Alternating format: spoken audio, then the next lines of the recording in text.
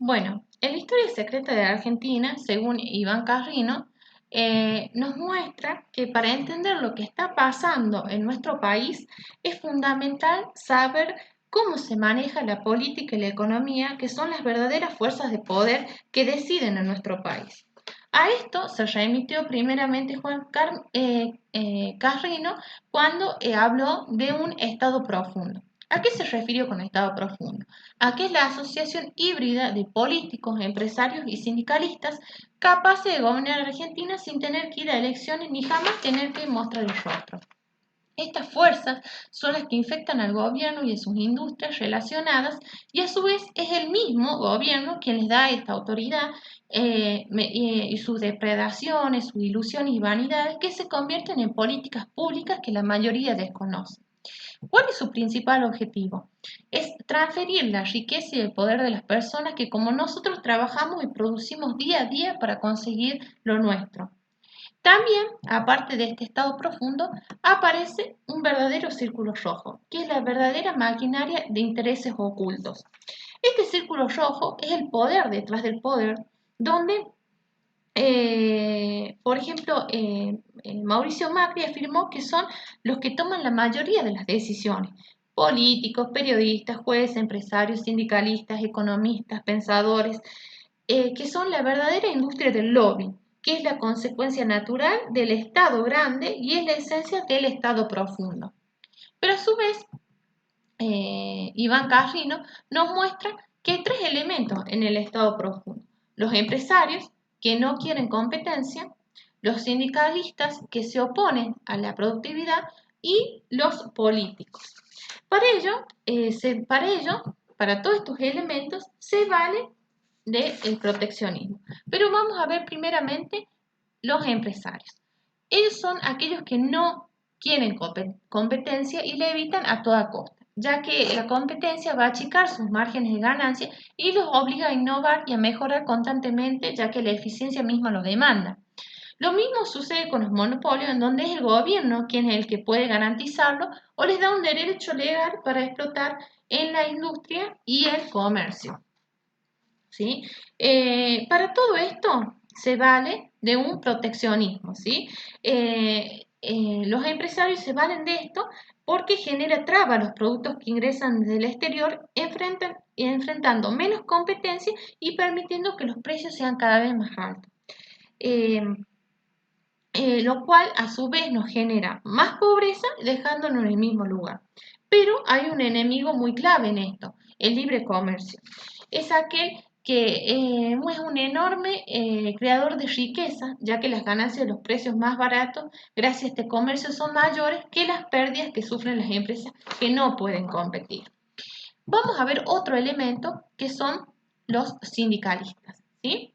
Los sindicalistas son los facilitadores en las negociaciones salariales entre las empresas y sus empleados. Son verdaderos grupos de presión que se oponen a las mejoras de servicio para los clientes, donde su objetivo es aumentar el salario por encima de aquel que prevalecería en un mercado libre, fijando salarios que nada tienen que ver con la productividad, distorsionando el sistema económico. ¿Y cuál es su relación con la inflación?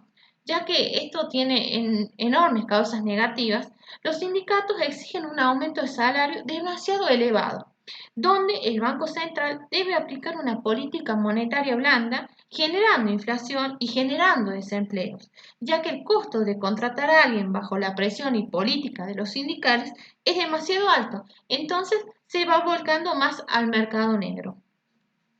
¿Sí? Eh, y vamos a ver otro elemento del estado profundo, que es los políticos que solo miran el corto plazo. Es decir, el monopolio de la fuerza de un país, pero los principales responsables de que nadie cambie la historia de la economía y política en nuestro país, ¿sí? Su objetivo es maximizar los votos en el menor tiempo posible mediante estrategias populistas que tienen un costo alto para el Estado. Un gasto social que a la larga o a la corta debe pagarse y lo hace mediante los impuestos, el aumento o la presión tributaria. ¿Sí? En donde los gobiernos a su vez quieren recibir el beneficio político del gasto público sin tener que enfrentar el costo político de los nuevos impuestos. Y es allí donde aparece anclado esto en la creación de los déficits fiscales, que condena a todo un país por décadas y décadas de inflación crónica y de crisis de deuda pública. ¿Sí? Otra estrategia que también utilizan los políticos es la traba a la importación, para ganarse el favor de los productores azucareros, y los que pagamos somos nosotros con más empobrecimiento, atraso e injusticia. También se vale del corporativismo, ¿sí? Que es la idea de que una economía debe manejarse de acuerdo a las grandes corporaciones que representan la voluntad popular. Pero hoy en día no es así, ya que los mismos conspiran contra nuestro progreso, porque es el gobierno mismo que también comparte este espíritu de los proteccionistas, ¿sí? Eh, también Iván Carriño nos mostraba el otro lado de la Argentina, ¿sí? Una Argentina anclada a un Estado liberal, muy parecida a Australia. ¿Por qué? Porque en la década de los 80 Argentina competía de igual a igual con países desarrollados como Australia. Su extraordinario crecimiento dio producto del proceso de la creciente interacción con la locomotora mundial de ese entonces, la economía inglesa, que es el país que predominaba un modelo económico agroexportador, ¿sí? Producían materia prima y las exportaban a Inglaterra. Los capitales vinieron de Londres para desarrollar los ferrocarriles, y los que llegaban de Estados Unidos desarrollaban en nuestro país la industria frigorífica. En ese entonces, en 1853, hubo un marco de normas imperante en nuestra Constitución, creada por Juan Bautista Alberdi.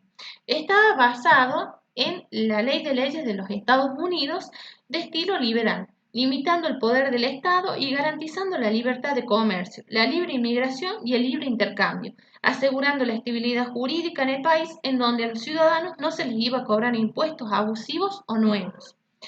Argentina tenía la receta del progreso australiano: respeto por los derechos de propiedad, recursos naturales y mano de obra. Hoy Australia ocupa el número 6 en el mundo. En cambio, Argentina ocupa un decadente puesto número 60. ¿Sí? Una de las semillas que fueron germinando, semillas del mal podemos decir, fueron en cuanto a la propiedad privada, porque nuestra misma Constitución no expresaba que la propiedad privada de las riquezas del subsuelo hacían que la propiedad de las mismas pertenezca al Estado. Otra semilla fue en 1932, donde se estableció el impuesto de emergencia de réditos, el impuesto a las ganancias o los ingresos, un impuesto de emergencia que ya lleva 85 años. Bueno, las malas condiciones financieras internacionales, la caída de los términos de intercambio, un gobierno que tenía más gasto público en exceso de sus ingresos, y el intervencionismo era norma en nuestro país, oponiéndose al espíritu liberal de nuestra Constitución. Era un país de las desmesuras. Pero estas semillas del mal se profundizaron más en la década del 40, con el peronismo, ¿sí? El peronismo, desde 1975 hasta 1990, tuvo 5 eventos devastadores para nuestra política y economía, ¿sí? En primer lugar, el Rodrigazo, ¿sí? El Rodrigazo. En segundo lugar, el golpe de Estado en 1976 con la dictadura militar. En tercer lugar, la crisis financiera. En cuarto lugar, en 1982 con la guerra de las Malvinas, ¿sí? Y en quinto lugar con la hiperinflación, ¿sí? ¿Qué es lo que proponía el peronismo en este entonces? Proponía un Estado como la vía para solucionar todos los problemas. La esencia era el Estado en sí, en donde, pese a esto, este gobierno fue el primero en llevar la inflación por encima del 50% anual. Se convirtió en el enemigo número 1 del progreso argentino, porque los salarios no acompañaban a los precios, destruyendo nuestro poder de compra y restringiendo el consumo, y también inhibiendo a la inversión. Otra semilla del mal de este gobierno fue el control de los precios, ¿sí? El control de los precios era para evitar la desvalorización de la moneda, comprimiendo la rentabilidad y haciendo que las empresas mantengan los precios fijos, pasando también a la quiebra las mismas. Otro modelo político que podemos mencionar también fue el kirchnerismo. que fue un clásico ciclo de populismo macroeconómico, que se dividía en 4 etapas. Cuellos de botella que hacían referencia al gasto, al enorme gasto público creciente, a una elevada inflación y a los controles del precio. El cepo cambiario. La imposición de este cepo cambiario es de prohibir la compra de dólares, las exportaciones y, como consecuencia, todo esto se desplomó y la pobreza aumentó. Si bien hubo un auge en donde el país demostró una recuperación en tasas de desempleo, el gasto público seguía creciendo y creciendo. Pero también hubo ajustes, congelamiento de las tarifas de energía, de agua y en cuanto a las retenciones a la exportación. ¿Sí? Bueno, podemos decir a todo esto que el populismo kirchnerista, lejos de haber ayudado a los sectores populares, como en su lema, contribuyó a crear 5 millones de pobres entre 2008 y 2014, con más recesión, más devaluación y una enorme dosis de frustración. Pero luego llegó nuevas ideas, nuevos cambios, bajo el partido de Cambiemos, ¿sí? En donde una de sus ideas fundamentales fue eliminar el cepo cambiario que asfixiaba a las empresas exportadoras, que así lo hizo, ¿sí? Donde el Banco Central permitió el pago de importación en el momento del embarque, permitió a las empresas el acceso al dólar oficial para pagar nuevas importaciones y se recuperó millones de reservas.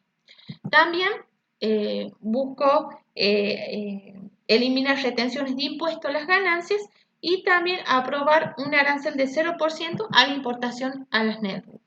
¿Sí? Podemos decir que pese a todo esto que se pudo lograr, ¿sí? El proteccionismo en este partido seguía más vigente que nunca, porque también compartía que la idea de libre cambio, de libre comercio, generaba desempleo y aún así la presión tributaria todavía era bastante preocupante, ¿sí? Pero su plan era ir en una sola dirección, donde había más apertura, más competencia y mejores salarios, ¿sí? Entonces, con estas reflexiones, ¿qué nos quiere decir Iván Carrino? Iván Carrino nos remonta a la mejora de toda esta historia es un Estado liberal, ya que es un pensamiento económico que nos saca de la pobreza, donde los impuestos bajan, se renuncian megaproyectos de gasto público, donde la economía se va regularizando e innovando y empresas como Uber deben ser parte también de nuestra vida y donde el comercio debe abrirse sin necesidad de negociar contrapartidas con otros países. En conclusión a esto, a mi análisis del libro de Iván Carrino, pienso automáticamente en la frase de Napoleón Bonaparte: aquel que no conoce su historia está condenado a repetirla. Y lo hemos visto en estos capítulos, donde desde un estado profundo que perduró muchos años, en donde se vio tanta avaricia y codicia, condicionando los intereses del pueblo popular a costa de los intereses egoístas de los que nos gobiernan, donde aquellas instituciones como los congresos de senadores y diputados desconocen nuestra voluntad popular, dándonos impunidad y autoridad a toda la flota del Círculo Rojo, sumiéndonos en las más profundas crisis y pobrezas. Desde un principio, nuestra Constitución planteada por Alberti nos priva de algunos derechos legítimos mediante el Estado, entre otras crisis más que llevan puestas generaciones y generaciones. Remitiéndome a la frase de Napoleón Bonaparte, puedo decir que aquellos países que no conocen su verdadera historia están destinados a vivir día a día como lo han venido haciendo desde antes, y la única solución para alejarse de esta realidad es tener ciudadanos informados, críticos y pensantes, que reflexionen sobre la situación actual que los ha llevado a estar en este punto, para poder conjuntamente cambiar el país y no cometer los mismos errores. Para concluir, me remito a algunos pensamientos del autor Iván Carrino. Si hay algo que no necesita este país, ni ningún otro, es seguir castigando a los que quieren progresar, y un pedido solemne para una refundación completa del concepto de la progresividad.